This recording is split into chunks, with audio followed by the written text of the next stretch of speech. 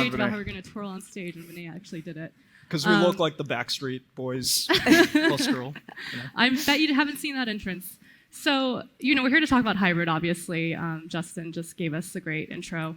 And I think I've been talking to founders, CEOs, executives all week about how they're dealing with the whole hybrid remote work thing. And the thing that I've been hearing again and again is like the central challenge that no one's really tackled yet is how to collaborate effectively in a hybrid setting. The way that you might, the spontaneous way you walk up to someone's door and just kind of start brainstorming, like that still hasn't, you can't really quite do that the same way on Zoom. So I'm curious to hear from all of you what you're thinking around that. And like Mark, for example, like, do you feel like there is a substitute for that in a remote or hybrid setting yet? Yeah, I think when I think of the word collaborate, people often think of video. It's like, oh, we're speaking to each other, or we're slacking each other, or we're in teams. And I think I think of collaboration a little more broadly, where I think in the remote setting, at the opening, there was a talk about we have to trust people, right? In terms of remote, everyone, we hire good people, they should do a great job. I'm a believer in sort of trust and verify. Mm-hmm. And the verify piece isn't that Vinay, Vanessa, and I have had a conversation. It's what did we agree to? Is it memorialized somewhere? Do we actually remember what we agreed to doing? And can we see how we're doing against that? So collab, not just converse, but also track, measure, report, automate, all those pieces I think are more important today in this remote setting. And obviously all on Smartsheet. Hey, it's a great platform for it. So I think the video and the messaging is critical, but I think there's more pressure on us now. We're a team of about 3,200 where we have to also have that tracking mechanism. Yeah, but what about like the creative element of getting together and working on an idea? Like how do you do that hybrid or remote? Like, what do you think? So we are working on low light filter for our cam bubbles in Loom. Okay. And we've had a bunch of Looms in what we call Loom HQ, which is our video system of record, start to trend for skincare routine that our employees just started doing. And an engineer posted, "This is my new skincare routine," announcing that he had completed the feature of low light filter. And so I think about collaboration in a hybrid setting as a few different things. One is creating a space where people can be weird in themselves, because you can do that much easier in person when you feel like other people aren't watching you or something isn't documented. Yeah. And so we're trying to do that at Loom with async video. But I also think of principles like trust and also bursty communication. Like, do you have periods of time where your team is getting together and know they can get quick answers from each other, and then periods of time where people can also have deep, reflective work that they need to do to get their jobs done. Yeah. The other challenge I hear a lot is, when you start hiring people from different settings, the time zone difference can start to get a little hard. And Vanessa, I know your company is spread across the globe. You've got people in New Zealand and Canada and Brazil. Yeah. How do you deal with that challenge?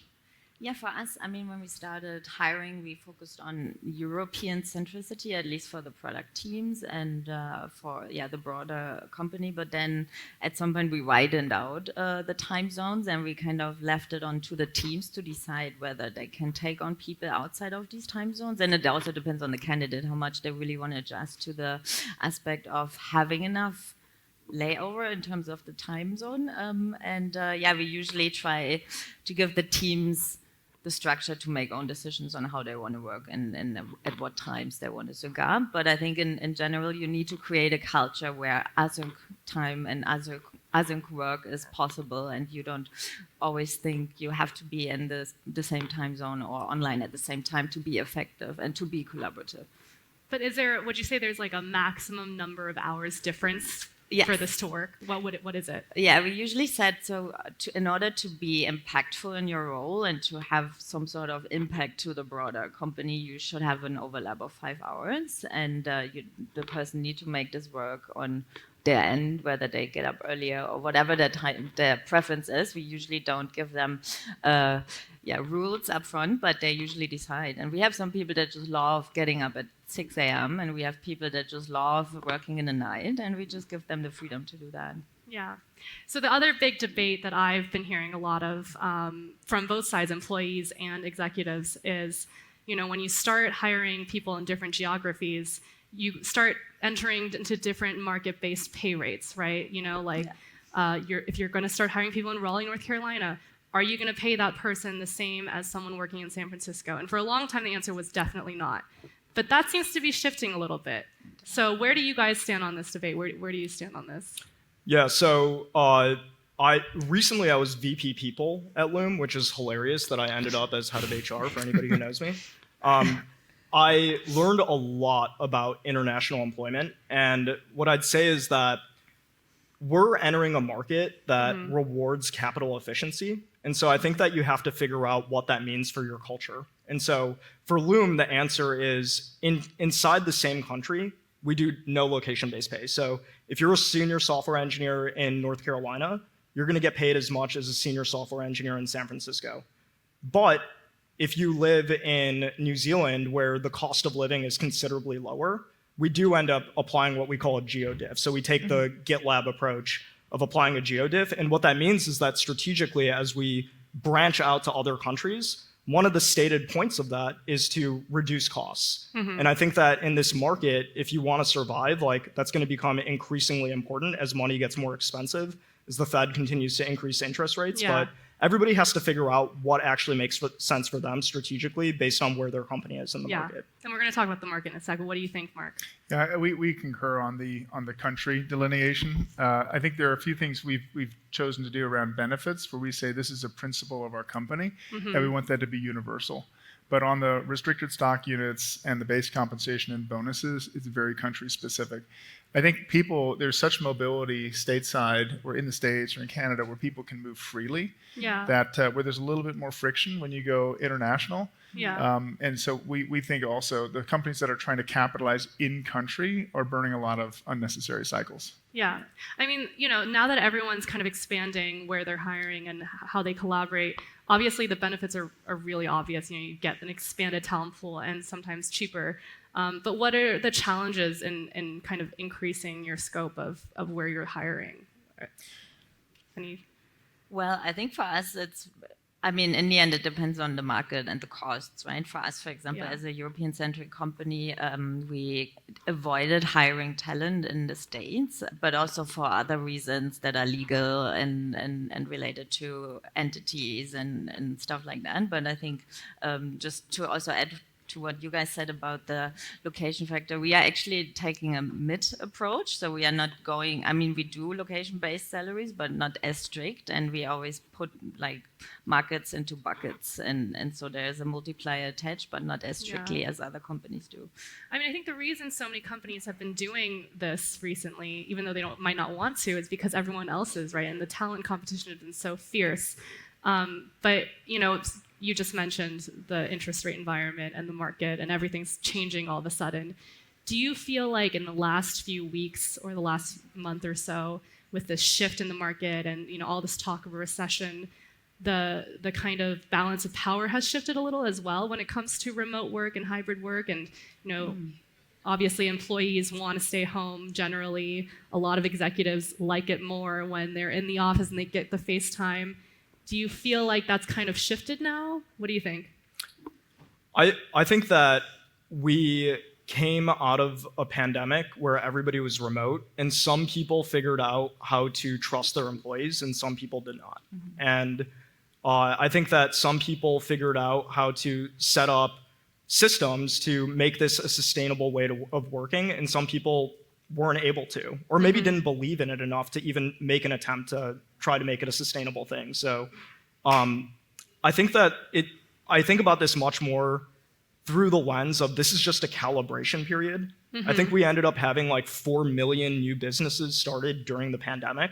Not all of those are going away, and they were all started remote first. And so I think that like some people might view it as the power is shifting, but I also think that there are a lot of companies that will continue to offer remote and hybrid remote and lean into that. And so really what I think we're seeing is just more employee choice. People don't have to work at like an Elon company. You know, they don't have to. You don't have to do that.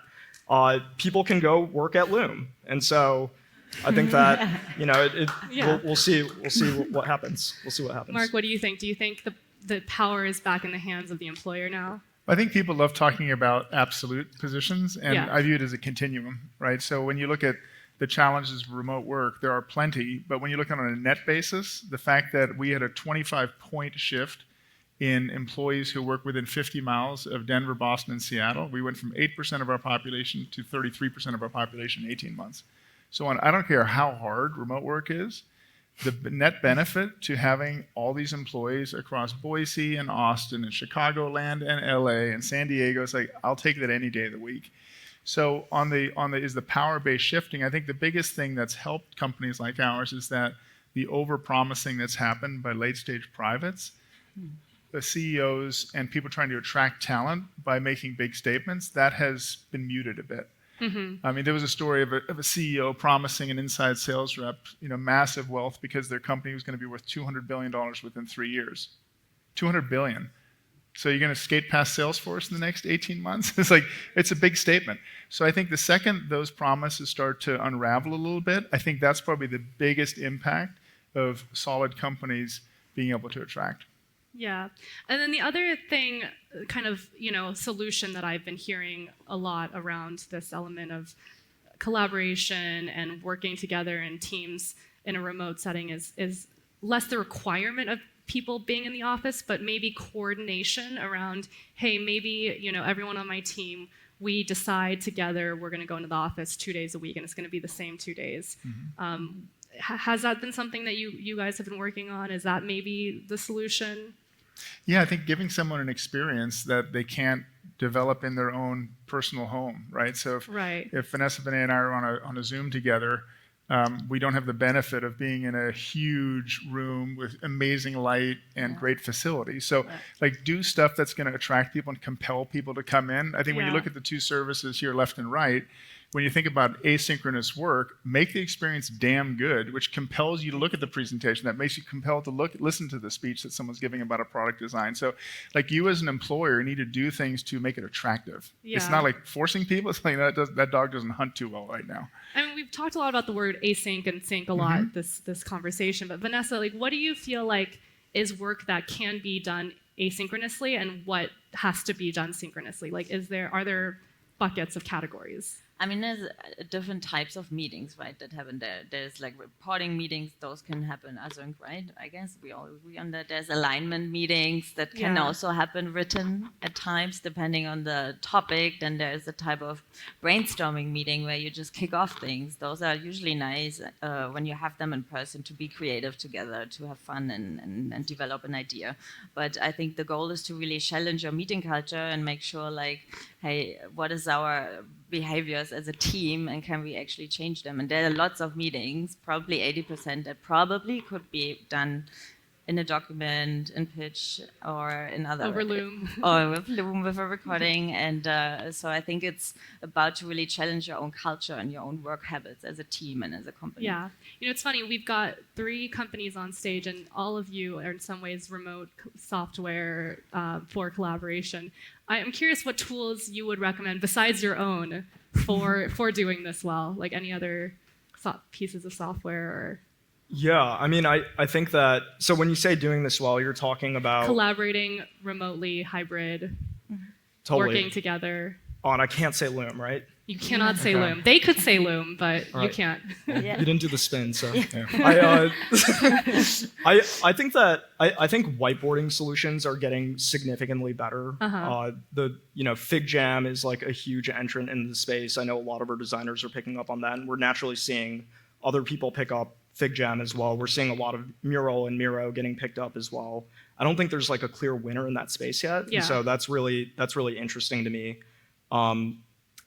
I also think that a lot of how you collaborate async shouldn't necessarily be about net new tool choice. It should be how do you want to express yourself?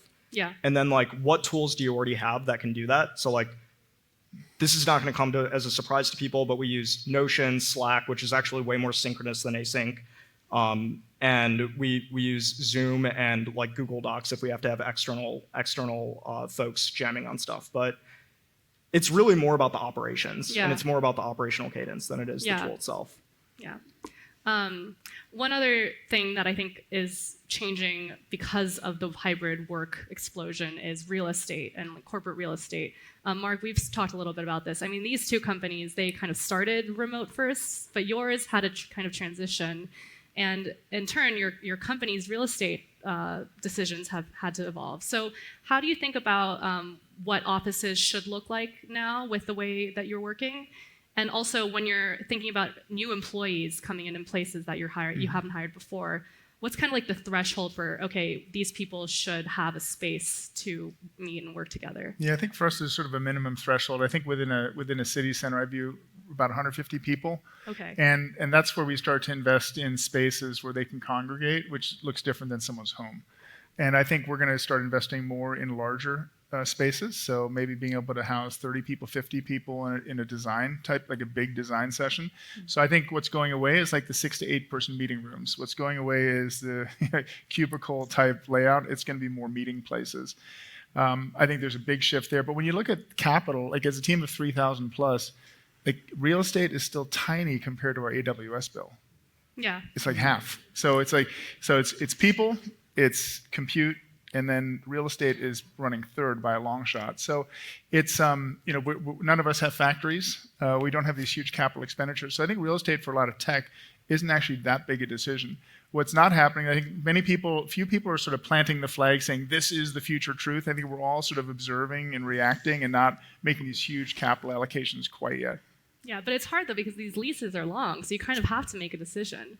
Yeah, I think most companies have a pretty laddered real estate portfolio, so it's especially if you're international. So I think very few companies are taking down more right now. Yeah. And when stuff is coming up on lease, they are shedding some of it. But I think we're going to learn a lot in the next 18 months. Yeah. I don't know why. There's still a lot of towers being built all around us in Seattle. It's like, who are the property owners? It's going to be very uncomfortable in about 3 years, I think. I hear in New York, actually, where I live, they're turning a lot of the office buildings into apartments, which makes a lot of sense to me. Yeah. Okay, we've got like a minute left, but could you each go rapid fire and just give, if you had one tip for other companies or startups doing hybrid to do it well and efficiently, what would you say, Vanessa? I think in order hybrid to go well, you have to embrace it on leadership level. It has to be lived by your leadership team like every day, and it has to be like the essence of every process and system you're introducing. That would be my quick one. Start with leadership. Yeah. I would say fight the temptation to have an edict that it comes from above as to how things will work. And so the opposite. push it down to the divisional level, because I think how an engineering team works is different than a marketing, different than a sales, different than a support. Okay. And then I'll just go controversial on that and say that when it comes to Slack, have an edict. Like I think there's like a ton of tooling we can put around Slack, how you can do Slack better. There's channel fatigue. People are on way too many channels. They're online too much. So create some structure so people don't go insane and feel like they have to work all the time. Cool. Awesome. Thank you. Thank you.